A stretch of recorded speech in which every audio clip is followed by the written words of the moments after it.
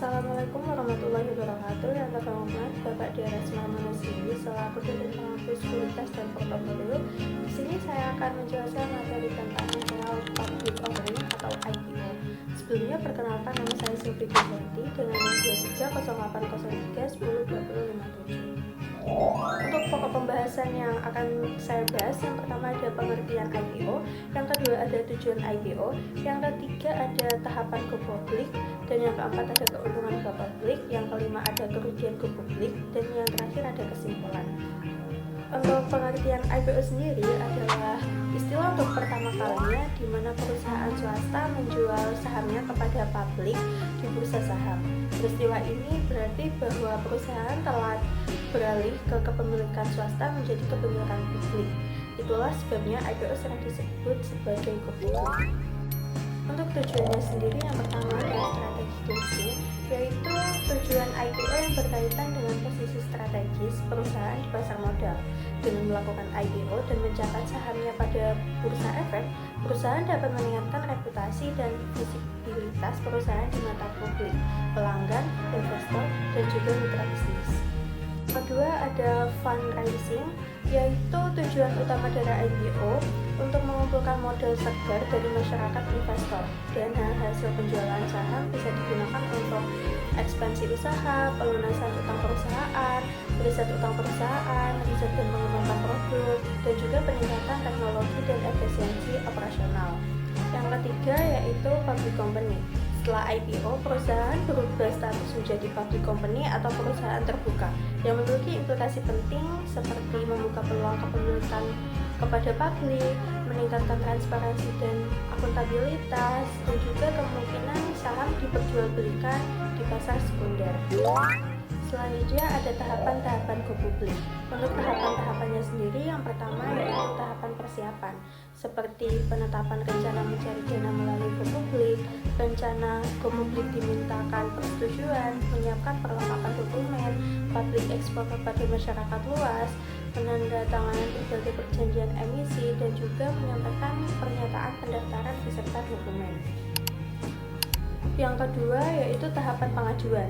Pengajuan ini dilengkapi dengan dokumen-dokumen pendukung yang kemudian disampaikan pendaftarannya kepada Bapepam LK hingga Bapepam LK menyatakan pernyataan pendaftaran menjadi efektif. Selanjutnya ada tahapan penawaran. Tahapan yang dimana emiten menawarkan sahamnya kepada masyarakat investor, dan investor dapat membeli saham tersebut melalui agen-agen penjual yang ditunjuk. Biasanya masa penawarannya sekurang-kurangnya 3 hari saja. Dan yang keempat yaitu tahapan pencatatan. Setelah selesai menjual saham di pasar perdana, selanjutnya saham tersebut dicatat di Bursa Efek Indonesia. Selanjutnya ada keuntungan go public. Untuk keuntungannya itu ada 5. Yang pertama, perusahaan dapat meningkatkan likuiditas dan kemungkinan para pendiri perusahaan untuk menikmati hasil yang mereka capai. Yang kedua, para pendiri perusahaan dapat melakukan diversifikasi untuk mengurangi risiko portofolio mereka.